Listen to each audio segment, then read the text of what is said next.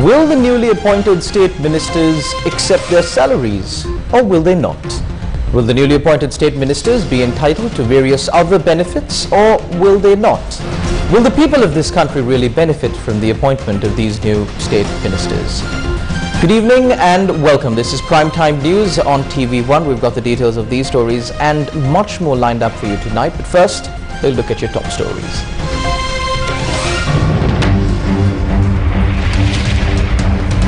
Royal funeral of Queen Elizabeth II likely to be held on the 19th. Prince Charles becomes the king. 19th declared as a day of mourning in Sri Lanka. Basil leaves to the United States. Namal hints of a new alliance. D.V. Chanaka, who refused to accept the Ministry of Wildlife, sworn in as the State Minister of Power and Energy. Will the new state ministers draw a salary? 5 Arughala activists accused of stealing items from the President's house released on bail. Joint statement against suppression. Stop the suppression. A protest staged at Galface. I declare before you all that my whole life, whether it be long or short, shall be devoted to your service. In a way, I didn't have an apprenticeship. My father died much too young, and so it was all a very sudden kind of taking on and making the best job you can.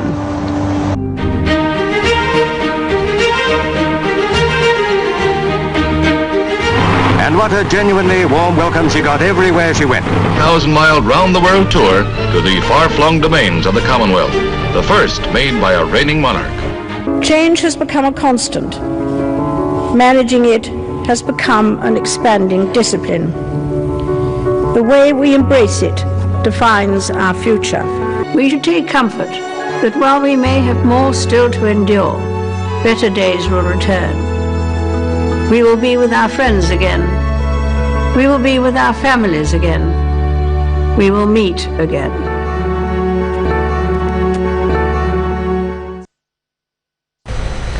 Queen Elizabeth II, the longest reigning monarch in British history, died yesterday at Balmoral Castle on her Scottish estate. She was 96 years old and had been on the throne since the age of 25. Her death marks the end of one of the most successful reigns in any contemporary monarchy. A few moments ago, Buckingham Palace announced the death of Her Majesty Queen Elizabeth II. The Palace has just issued this statement. It says the Queen died peacefully at Balmoral this afternoon. Queen Elizabeth II's son, King Charles III, said, and I quote, "We mourn profoundly the passing of a cherished sovereign and a much-loved mother. I know her loss will be deeply felt throughout the country, the realms and the Commonwealth, and by countless people around the world." End quote. Buckingham Palace said the King and his wife Camilla, now Queen Consort, will return to London today, where he is expected to address the nation. Queen Elizabeth II was the rock on which modern Britain was built. Our country has grown and flourished under her reign. We are now a modern, thriving, dynamic nation. At Buckingham, members of the public will be guided to lay floral tribute at a dedicated site in the Green Park or Hyde Park. Many world leaders expressed their condolences to King Charles III and the royal family. In Paris, the lights of the Eiffel Tower were turned off at midnight to mark Queen Elizabeth II's death. Prince Charles automatically becomes king upon the death of his mother. He will be known as King Charles III. Next in line after King Charles III is Prince William, the Duke of Cambridge, followed by his eldest child, Prince George of Cambridge, Princess Charlotte, Prince Louis of Cambridge, Prince Harry, followed by his children Archie and Lilibet. The UK will remain in a period of national mourning until the Queen's state funeral, after Buckingham Palace set in motion a detailed accession plan that has been honed over decades. Over the next 10 to 12 days, the British public, world leaders and the royal family will come together to remember the monarch and give thanks for her reign in what is likely to become a global event. Operation London Bridge, as the Queen's funeral plans are codenamed, will be combined with Operation Unicorn, the plan for a monarch dying at Balmoral, which is named after the national animal of Scotland. The date of the funeral has yet to be decided. The plans made provision for 10 days of mourning before the service, but the fact that the Queen died at Balmoral could mean that period is extended. The Queen's coffin is expected to be taken to the Palace of Holyrood House, the monarch's official Scottish residence at the end of Edinburgh's Royal Mile, in 3 days' time and remain there for 24 hours. A hearse will then transport the coffin to Buckingham Palace, where it will remain overnight, and members of the royal family will say prayers. From there it will be taken on a gun carriage to Westminster Hall in the Houses of Parliament, where it will be placed on a catafalque, where a continuous vigil will be held by the King's bodyguards, gentlemen at arms, the Royal Company of Archers, and the Yeomen of the Guard. The Queen's final resting place will be the tiny King George VI Memorial Chapel, an annex to the main chapel, where her mother and father were buried, along with the ashes of her sister, Princess Margaret. Prince Philip's coffin will be moved from the royal vault, where it has remained since his funeral last year, to the memorial chapel itself. There, the Queen and the man who was by her side during 73 years of marriage will finally be reunited to rest together in peace. Elizabeth was born on the 21st of April 1926. Television as a technology was 3 months old. Elizabeth grew up surrounded by royal relatives, fleeing their home countries amid the chaos of World War II and taking refuge in England. As she grew into a young woman, she began taking on public service roles during World War II, and in 1947 she married Lieutenant Philip Mountbatten, a one-time Prince of Greece and Denmark. Their ceremony was held at Westminster Abbey with some 2,000 in attendance. 5 years later, Elizabeth's life changed suddenly again when King George died. The coronation of Queen Elizabeth took place amid great pomp and circumstance, an event broadcast to the world on television for the very first time. In those early years, the Queen and her husband, now the Duke of Edinburgh, started a growing family. Firstborn was Charles, the Prince of Wales, and heir to the throne. Then Anne, the Princess Royal, followed later by Prince Andrew, Duke of York, and Prince Edward, Earl of Wessex. Along with motherhood, the Queen also aimed to be a modern monarch and kept a busy public schedule for decades. She even visited Sri Lanka in 1954 and in 1981. Probably the most humid day. නියෝජිත මන්ත්‍රණ සභානායක ගරු JR. Jayawardena මහතා ස්තුති යෝජනාව කළේය. We may be geographically far apart, but through our historic links and our common beliefs, we have developed feelings of mutual regard. She also met with President Maithripala Sirisena in 2015 during his visit to the UK. Britain celebrated the Queen's Diamond Jubilee in 2012, marking the 60th anniversary of her rule with ceremonies, concerts and a maritime parade featuring more than 1,000 vessels riding down the Thames River.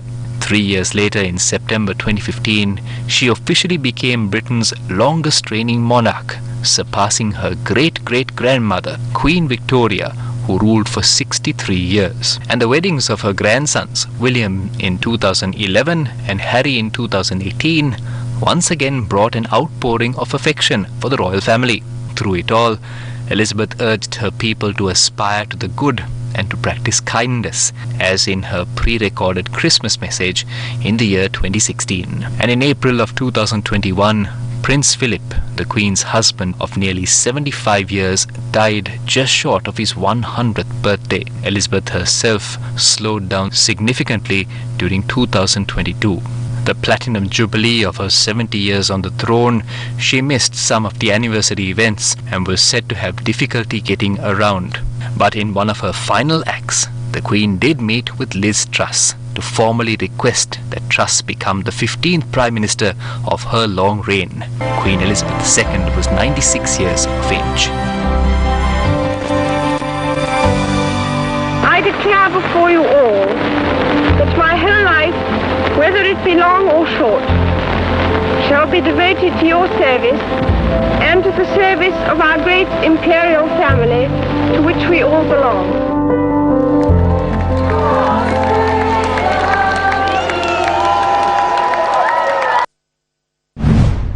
President Ranil Wickremesinghe has instructed the Ministry of Public Administration and Home Affairs to hoist the national flag at half-mast in all public buildings due to the demise of Queen Elizabeth II.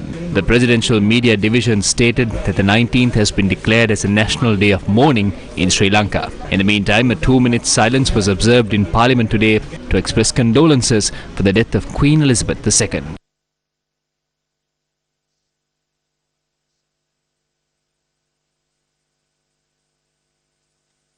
To the Arughala protest. We'll bring you the details after this short commercial break. News First, main sponsor. Anka ege arakshita iti ginipetti. Surya ginipetti. Former Minister Basil Rajapaksa left for the United States of America this afternoon. On the 2nd of September 2022, Sri Lanka's Supreme Court granted permission to the former Finance Minister Basil Rajapaksa to travel overseas until the 15th of January 2023. The duty officer at the Katunayake airport said the former minister left for Dubai at 10:05 a.m. aboard Emirates flight EK651 and would transit there to travel to the United States. Former Minister Namal Rajapaksa, meanwhile, says a new alliance will be built under the leadership of former President Mahinda Rajapaksa.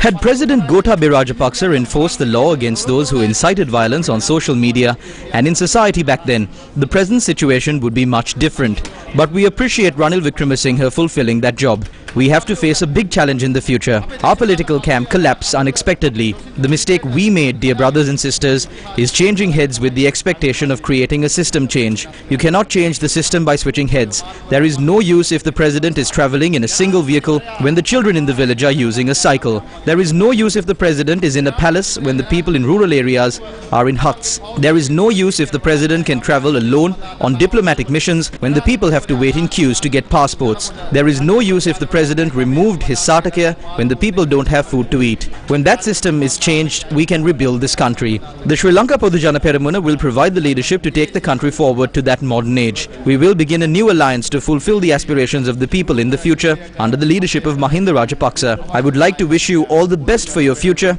as per the Buddhist philosophy I follow.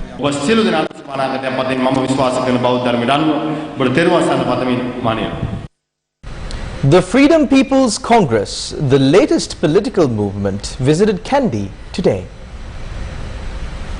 The Sri Lanka Podujana Peramuna parliamentarians who became independent from the Sri Lanka Podujana Peramuna and formed the Freedom People's Congress visited Kandy today. The delegation called on Most Venerable Dimbul Kumure Sri Vimala Dhammathera, the Anunayaka of the Malbathu chapter of the Siam sect.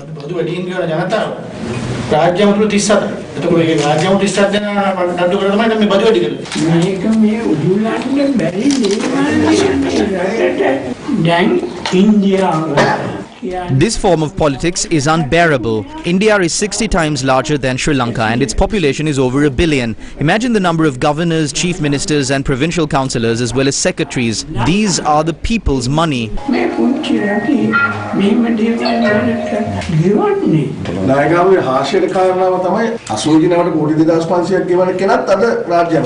Thereafter, the Freedom People's Congress delegation called on the Most Venerable Warakagoda Sri Jnanaratanathera, the Mahanayakathera of the Askiri chapter of the Siam sect.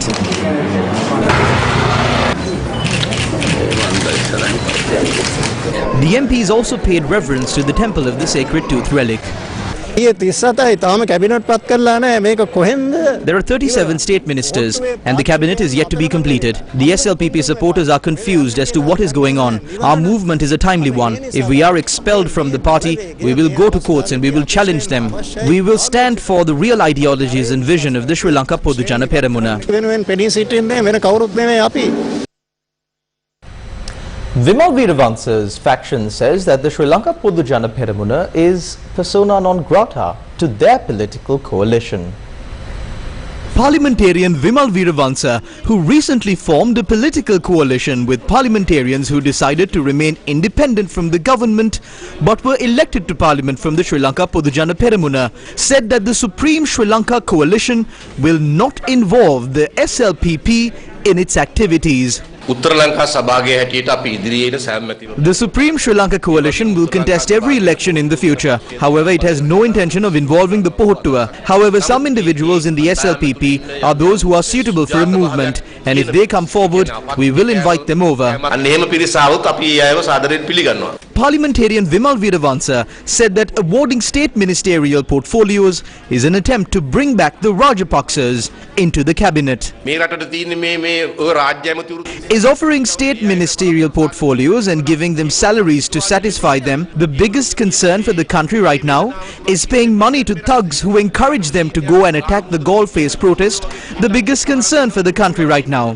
Following an immense pressure, politics of the Rajapaksas was strongly rejected. The Rajapaksa nepotism was rejected with disgust. But today Shashendra Rajapaksa is among the state ministers and they are trying to test the waters. Generally, according to the Rajapaksa family power politics that I know of, when Shashendra Rajapaksa is given a state ministerial portfolio, Namal Rajapaksa will be appointed as a cabinet minister because they will never place Namal Rajapaksa below Shashendra Rajapaksa. By appointing Shashendra Rajapaksa as a state minister, they are testing the waters to try and appoint Namal Rajapaksa as a cabinet minister.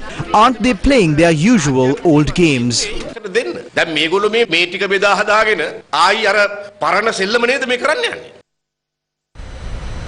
A state minister who was appointed yesterday has now switched his portfolio by today. D.V. Chanaka, who was sworn in as the State Minister of Wildlife and Forest Conservation yesterday, assumed duties as the State Minister of Power and Energy. However, Indika Anuruddha was already appointed as the State Minister of Power and Energy yesterday.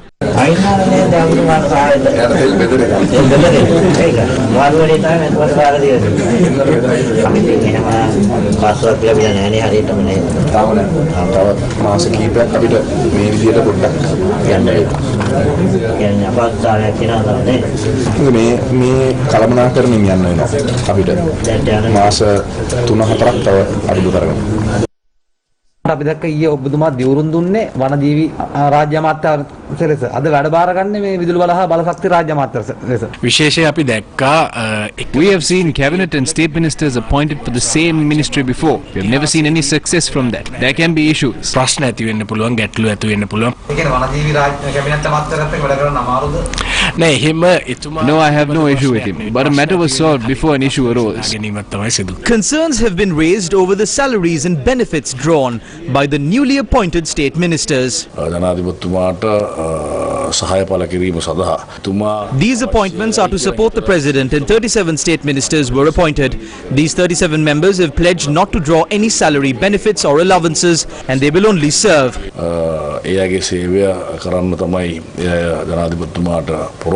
However, state ministers Piyal Nishantha and Sanat Nishantha expressed contradictory views on the matter. We can make great sacrifices, however not all are equal. Some are economically strong and some are weak. Do not assume that all of us are living in luxury.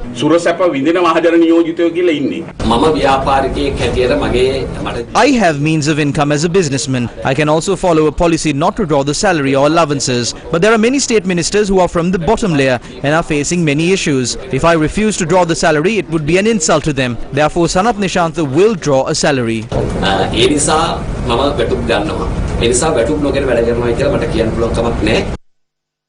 Leader of the Janatha Vimukti Peramuna, Aruguna Dissanayake, says even though the newly appointed state ministers will not be paid their salaries, their allowances and benefits that they are entitled to amount to an extremely large expense. Ranil Wickremesingheගේ ජනාධිපති ධූරය යනු Basil Rajapaksa Ranil Wickremesinghe's presidency is given to him by Basil Rajapaksa as a loan. More ministers are to be appointed in the future. Ranil Wickremesinghe is repaying his debt to Basil. The government is saying that state ministers will not be paid a salary. In 2016, during Wickremesinghe's government, a circular was issued. According to that, all the benefits of ministers will be extended to state ministers as well. The only difference between the state ministers and ministers is that they cannot take part in cabinet meetings.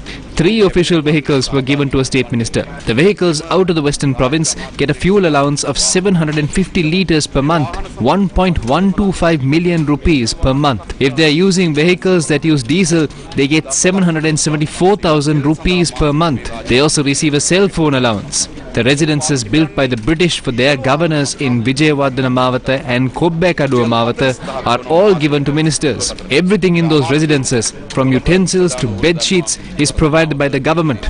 Will the people stand up for the country? Official residences ran short with the number of ministers increasing. The government decided to provide a monthly allowance of 100,000 rupees to ministers who cannot afford such a house. A minister has a staff of 15 officers. They get a security detail with 8 police officers with vehicles for them along with fuel.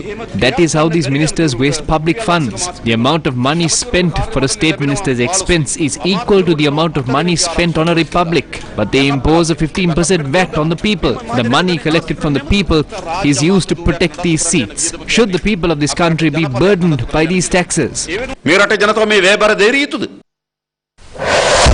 First with the people. Arughala activist Lahiru Veerasekara was arrested in Colombo this evening. The Sri Lanka police said he was arrested down Duplication Road in Colombo. Police spokesperson SSP Attorney at Law Nihal Thalduva told News First that Veerasekara was arrested for the obstruction of duties of police officers during a protest in Maradana and being a party to an unlawful assembly and several other charges. Meanwhile, Arughala activists staged a protest today.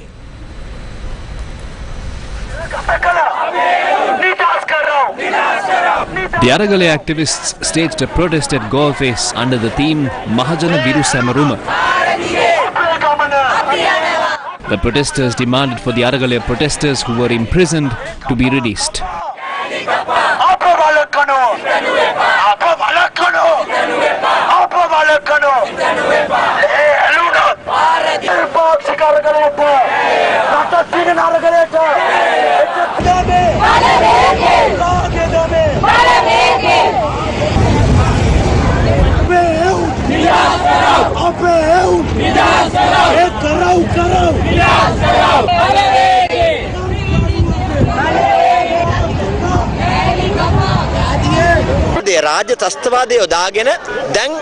They're using state suppression to divide the Arughala protesters as peaceful protesters and violent protesters. But the people's struggle in Sri Lanka was never violent. It was always the Rajapaksa regime and the Wickremesinghe government that brought violence and terrorism.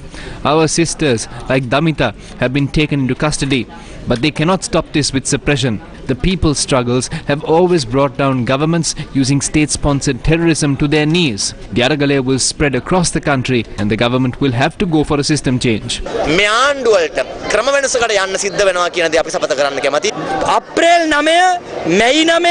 9th of May, the 9th of June and the 9th of July are days that have already gone down in history. No matter how many police officers you deploy and no matter what you try to dig up here, you cannot change that. The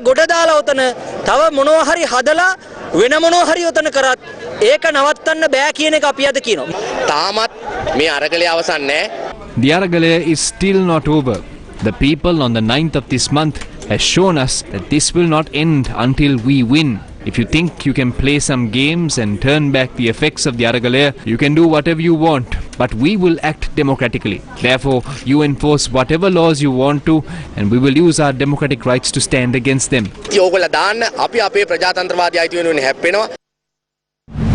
The 4th Magistrates Court released on bail 5 suspects who were produced on charges of trespassing on the President's house and the theft of items inside the residence. 3 individuals named as suspects in the case were produced in court and later released on bail. Colombo 4th Magistrate Tilina Gamage ordered for the suspects to be released on a surety of 500,000 rupees each. Venerable Pokunavita Piyasomathera, Reverend Father Jivantha Piris, Roshan Ali, Danish Ali, Lahiru Veerasekara and 31 other suspects appeared in court today. The case was postponed to the 11th of November. If they are trying to use various mechanisms and end the Arughala and protect certain individuals, that will not happen. This is also another phase of the Arughala. One chapter of the Arughala ended and this is the beginning of the next. The Arughala is not over. The Arughala will continue to press forward.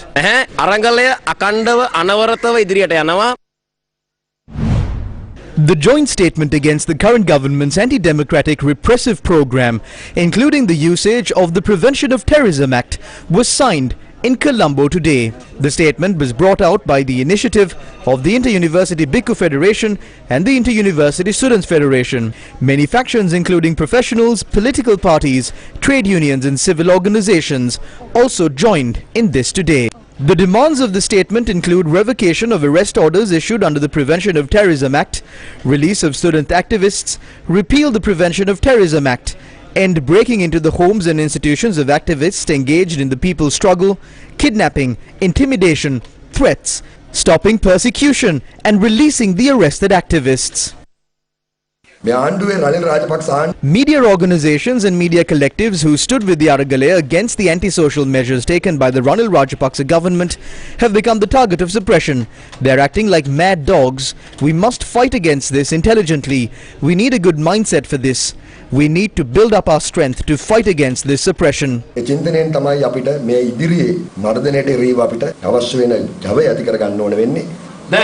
They are continuing their suppression. It is clearly seen that Ranil Wickremesinghe is acting according to the needs of the Rajapaksas. Ranil Wickremesinghe, who was selected from a vote, is now running the country.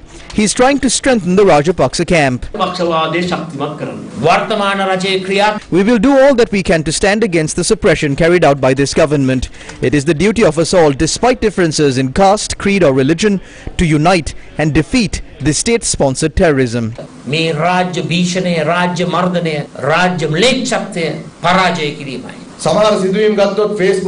were instances when certain people were brought into the CID just for putting up a post on Facebook. Who is doing this? When Ranil Wickremesinghe took over as president and when they cannot resolve the true socio-economic issues faced by the people, they turn towards this sort of suppression.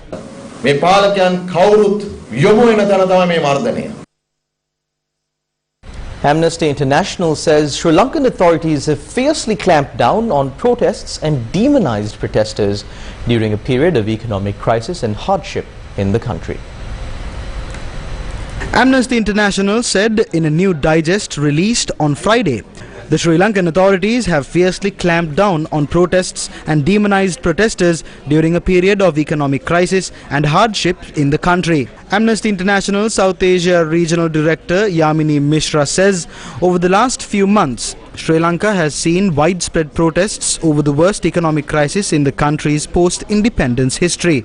She also said people have the right to express discontent peacefully and the state has an obligation to facilitate this right, but the Sri Lankan authorities have repeatedly stifled the voice of the people. Former US Ambassador to the UN, Samantha Power, who is also the administrator of the US Agency for International Development, or USAID, will visit Sri Lanka on Saturday. USAID Administrator Samantha Power will make an official visit to Sri Lanka on Saturday and will remain in the country until Sunday. The purpose of the two-day visit is to discuss problems related to the prevailing economic crisis and strengthen the development partnership between the United States and Sri Lanka. She is expected to hold bilateral meetings as well. When she visited New Delhi in July, Ambassador Power said the Joe Biden administration and the Indian government are deeply concerned by the economic collapse and crisis that has befallen the Sri Lankan people. President Ranil Wickremesinghe has advised officials to revise circulars immediately if they impede on the implementation of development projects. The President chaired a discussion at the President's office on Friday to examine the progress of several development projects in the country based on Indian investment cooperation, said the President's media division. Deputy Indian High Commissioner Vinod K. Jacob also attended the meeting. The President instructed the ministry secretaries and government officials to take steps to resolve obstacles that have arisen in the progress of several projects in Sri Lanka under Indian investments. President Wickremesinghe explained the need to correct provisions contained in the circulars issued periodically by previous governments if they hinder development.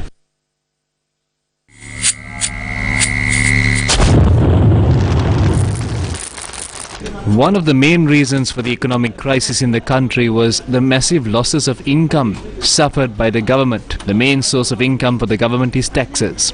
While the people are being burdened with taxes on top of taxes, the massive tax concessions our politicians gave to their crony businessmen has also come back to haunt the people of the country. Let's revisit the sugar tax scam. The special commodity levy imposed on a kilogram of sugar that was 50 rupees was suddenly reduced to just 25 cents on the 14th of October 2020. A kilogram of sugar cost 150 rupees at the time. A few days later, the government reversed their decision. On the 27th of October 2020, the tax on a kilogram of sugar was increased back to 40 rupees. According to the special commodity levy, an increase in tax can only come into effect 1 month after the date of the announcement. The government then removed the control price imposed on sugar. Who made the biggest gains during this time period? It was later revealed that 320,000 metric tons of sugar was brought to the island between the 14th of October 2020 and the 20th of February 2021. While 67 companies had imported sugar during this period, over 40% of the total amount of sugar imported was brought down to the country by one importer. The company that imported the sugar had resold these same stocks of sugar to Satosa at a price between 125 rupees and 127 rupees. Satosa sold the sugar to the public at a price of 85 rupees. By this, the people had to suffer losses not once but twice. This is how responsible officials in the government at the time responded to this scam. This is not a scam. This is a concession the government gave to the people. They are saying that these concessions have not reached the people. That is a normal economic theory. That will not happen immediately. Our government has not done anything that it is not empowered to do. If the tax was not reduced, the sugar which was sold at about 105 or 110 rupees would have shot up to 150 to 160 rupees. Therefore, no one can say that the consumers did not get any benefit out of this. Despite these statements made by the ministers, after repeated requests from the Ministry of Finance by the Committee on Public Finance, the truth was revealed. The report revealed that the government had lost an income of approximately 15,000 million rupees, that's 15 billion rupees. This same conclusion was reached in a special report published by the Auditor General on the 23rd of March. According to the Auditor General's report, from the date that the special commodity levy on sugar was reduced from 50 rupees to 25 cents, the 14th of October 2020, and the date that the control price on sugar was removed on the 8th of February 2021, the government lost a total of 16,763 million rupees in tax revenue. During this time period, Lanka Satosa had purchased sugar from private sector importers for exorbitant prices and sold it to the public at a loss. According to the report, this had caused a loss of 102 million rupees to the government. The National Audit Office states that in the months from October 2020 to February 2021, the sugar imported by one specific private importer had shot up exponentially by 1,222%. The audit report confirms that the benefits from the reduction in tax was not given to the people, and instead a few importers had earned exorbitant profits. It's been almost 2 years since the sugar scam. Were the recommendations of the Auditor General's report implemented? A new tax called Social Security Contribution Levy of 2.5% was introduced yesterday. While the people are burdened with tax after tax, isn't there any intention of recovering the massive amounts of funds belonging to the country that were distributed among a few?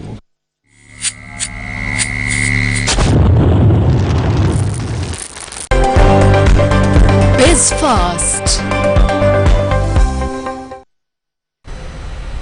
Satosa, the largest state-owned retail chain, has decided to drop the prices of multiple essential goods with effect from today. The new prices of several essential items sold by Satosa was announced on Friday. Imported white kakurul rice was reduced by 10 rupees to 185 rupees. A kilo of imported white nadu rice was reduced by 4 rupees to 194 rupees a kilo. The price of a kilo of dal was reduced by 31 rupees to 429 rupees. A kilo of white sugar was reduced by 19 rupees to 279 rupees. And a kilo of sprats was reduced by 25 rupees to 1,352 rupees. The Sri Lanka police is branched out into multiple divisions to ensure that law and order is maintained. Tonight on the People's Police, we take a look at the Police Lifesaving Division.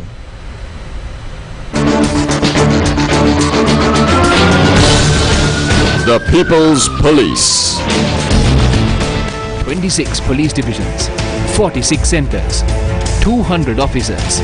It is the Police Lifesaving Division that rescues tourists from drowning in waters for 24 hours on all 365 days of the year. Officers of this division have been able to save more than 100 drowning victims. Police Lifesaving Divisions are established in Mount Lavinia, Tangol, Kirinda, Tissa, Polhena, Hikkadua, Narigama and Trincomalee.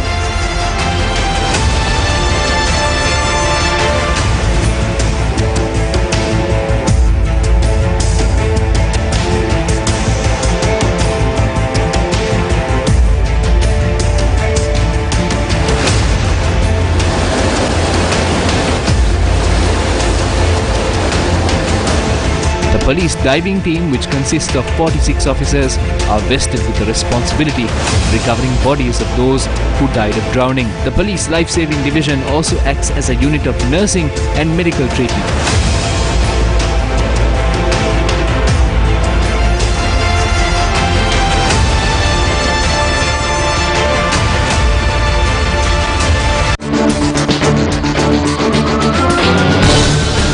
The People's Police. The Ministry of Foreign Affairs of Norway says that it will make several changes to its missions abroad, and 5 overseas missions will be closed down, including the Embassy of Norway in Colombo. The following foreign ministries will be closed in 2023: the embassies in Slovakia, Sri Lanka and Kosovo, the embassy office in Madagascar and the Consulate General in Houston, USA. The Norwegian foreign minister said this decision was taken to strengthen its diplomatic presence in the EU, NATO and selected European countries. She said that she was in the process of reviewing the structure of the foreign service in order to safeguard Norwegian interests in the new era of Europe. The changes are a result of the review and are intended to enable the foreign service to provide better assistance to Norwegian companies both in and outside of Europe.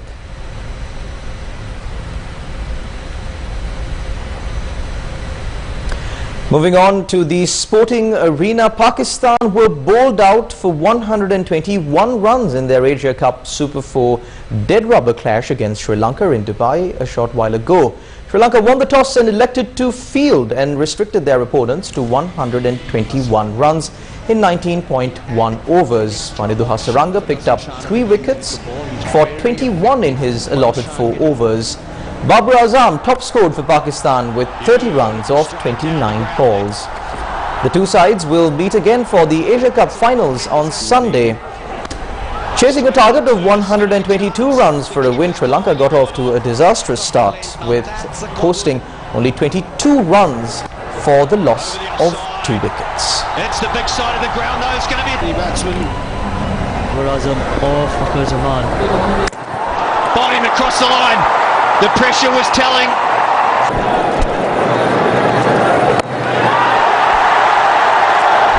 This is going to be out.